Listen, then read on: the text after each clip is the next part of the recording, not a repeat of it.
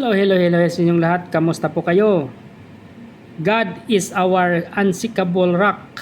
Ang Diyos ang ating matibay na bato. Sa gitna ng mga lindol at problema sa buhay, ang Diyos ang ating matitinag na pundasyon.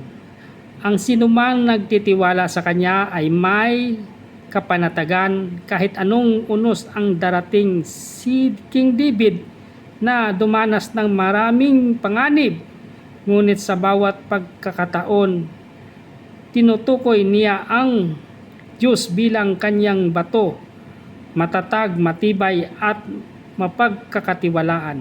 Ano ang sabi niya dito sa Psalm chapter 18 verse 2? The Lord is my rock. Ayan, salamat sa Diyos sa kanyang mga salita at ingat po lagi.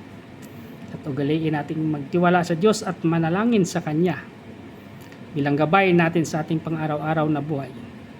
Shout out na naman sa ating mga viewers and followers.